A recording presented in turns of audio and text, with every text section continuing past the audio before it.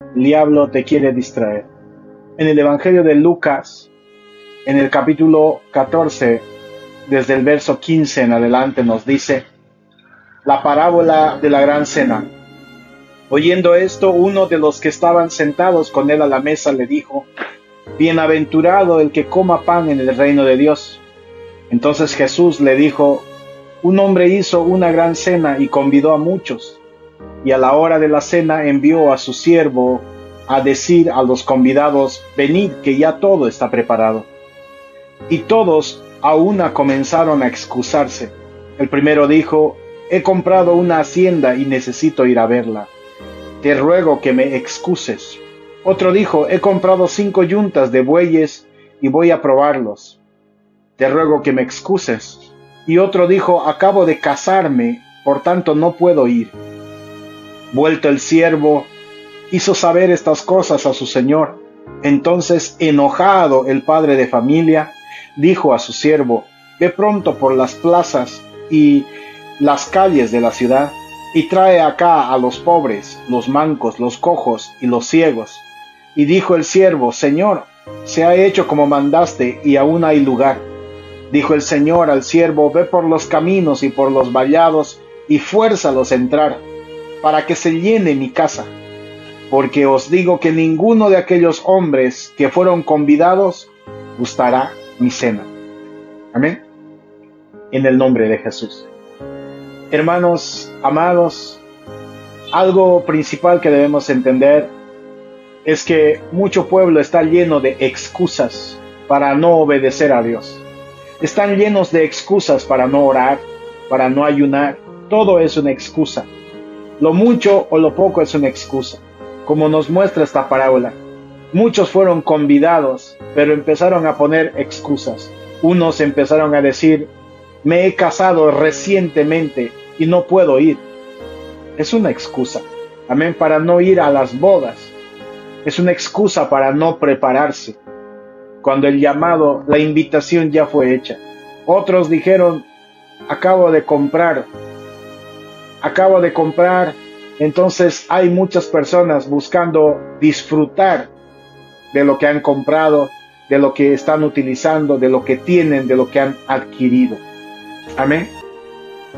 Están poniendo excusas de una u otra manera, y sus excusas en realidad van en contra de asistir, de prepararse para estar presentes en las bodas, en la gran cena, en las bodas del Cordero. Muchos están poniendo excusas de una u otra forma, y deben dejar las excusas, apartarse de las excusas, no sea que terminen fuera de las bodas del Cordero.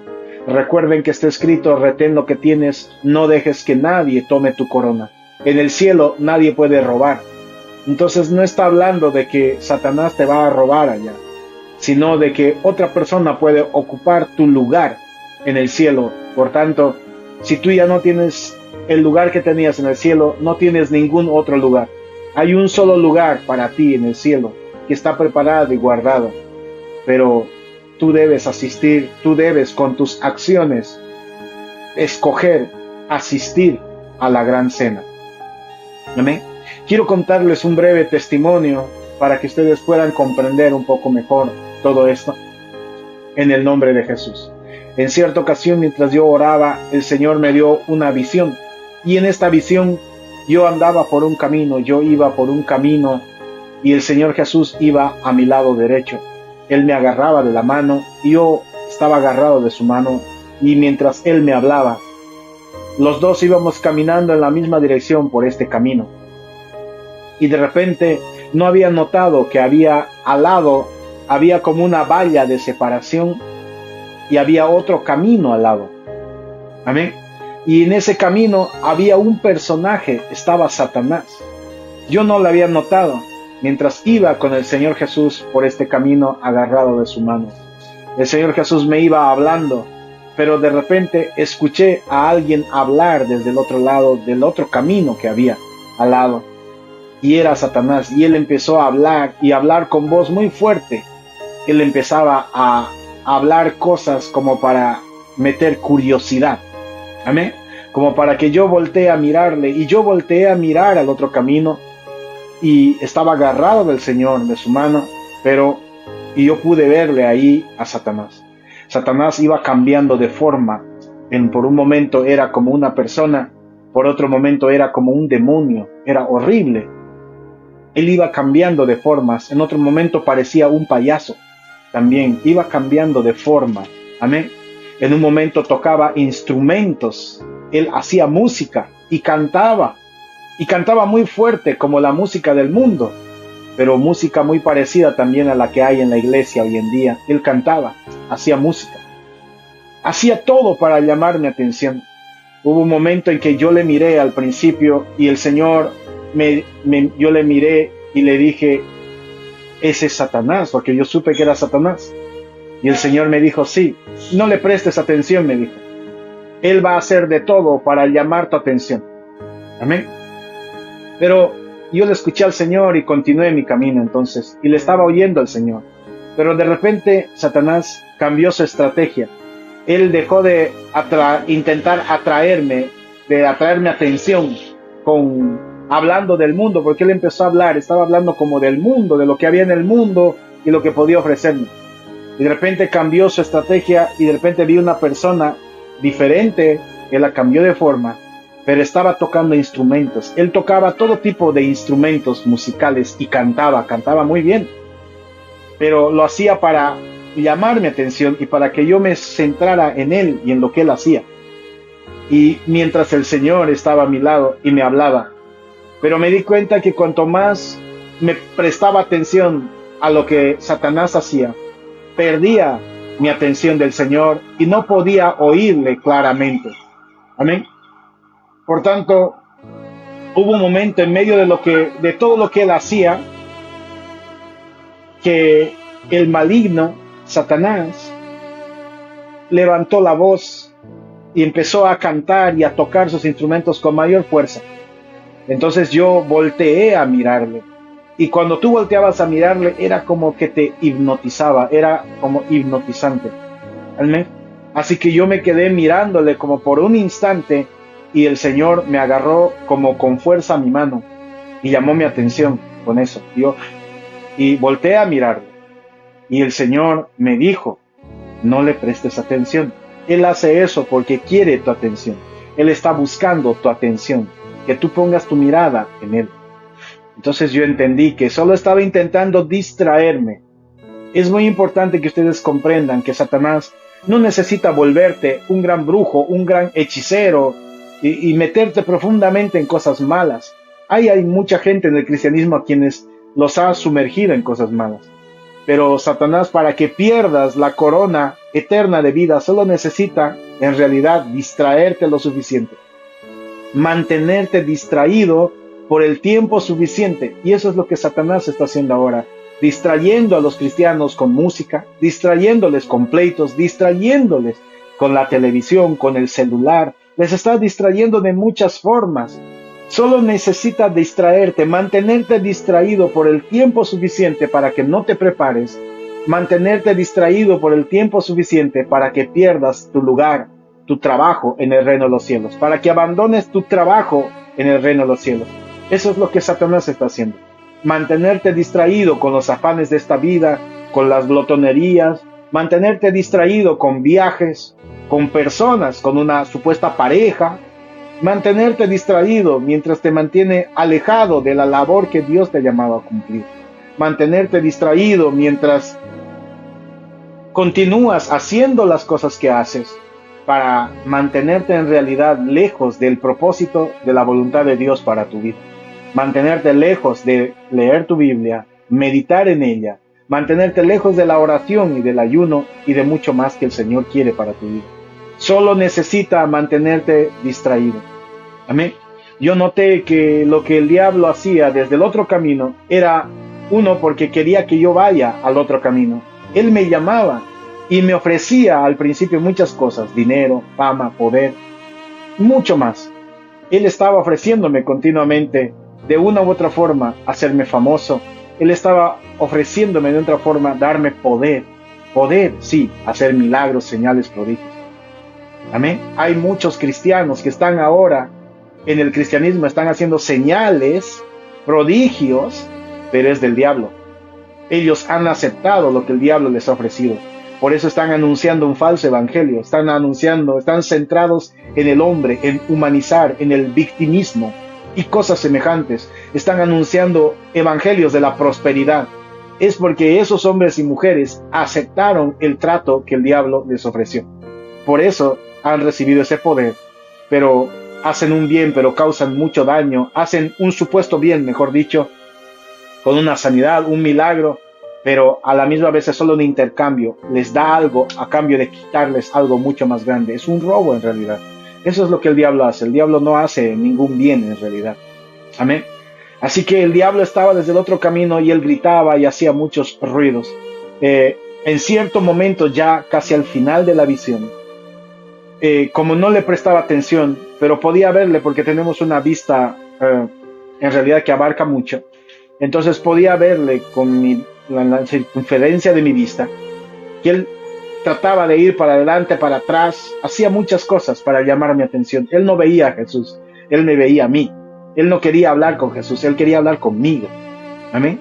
Y en cierto momento de todo eso, en realidad, Satanás, como no pudo hacer nada y yo no iba a su camino, él empezó a amenazarme, me empezó a gritar desde allá y su boca se volvió como de un león, como de un lobo, y sus dientes le crecieron y él empezó desde allá y tomó una forma horrenda, espantosa, amenazante, y empezó a amenazar desde el otro camino. Él empezó a gritar amenazas, maldiciones, insultos contra mí, de cosas horribles. Él gritaba para amedrentarme, para intentar meterme miedo. Amén. Pero el Señor todo el tiempo me mantuvo agarrado de su mano y yo podía ver al Señor a mi lado derecho mientras iba caminando. Entendí que es muy importante no soltarse de Jesús, sino más bien apegarse más a Él, unirse más al Señor. Amén. Caminar en mayor profundidad con Jesucristo en realidad. El Señor Jesús y nosotros somos uno en realidad. Estamos en Él y Él en nosotros. Amén. Hemos sido hechos para Jesucristo, para que Él more en nosotros y nosotros también en Él.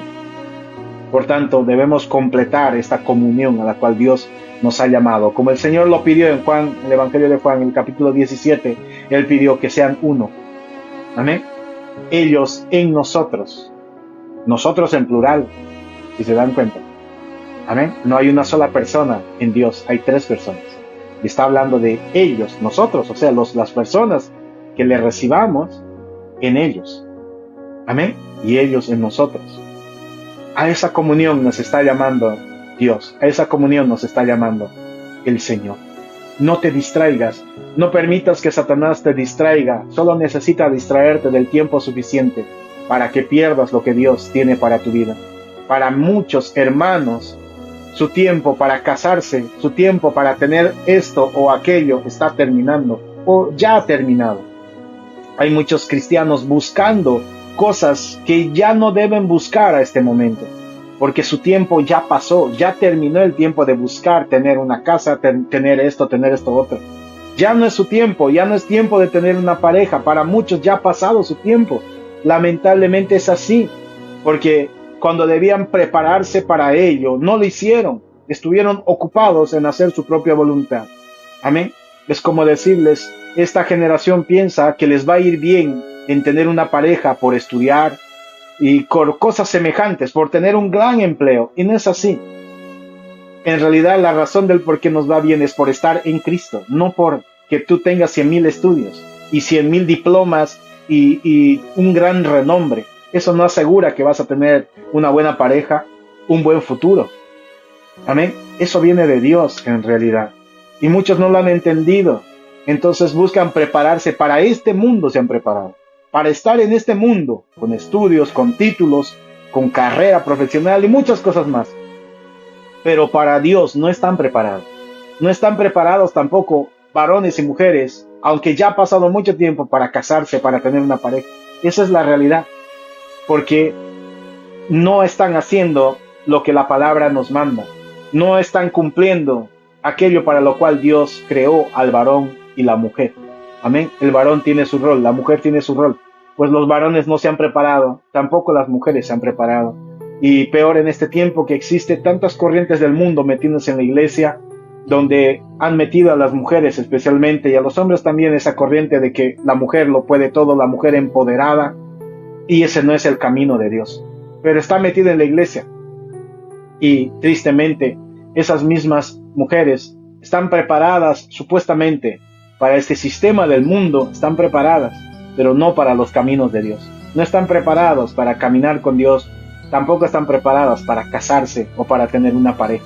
Por eso sus matrimonios y demás son una destrucción, debido a que nunca se han preparado realmente la voluntad de Dios, no han hecho la voluntad de Dios.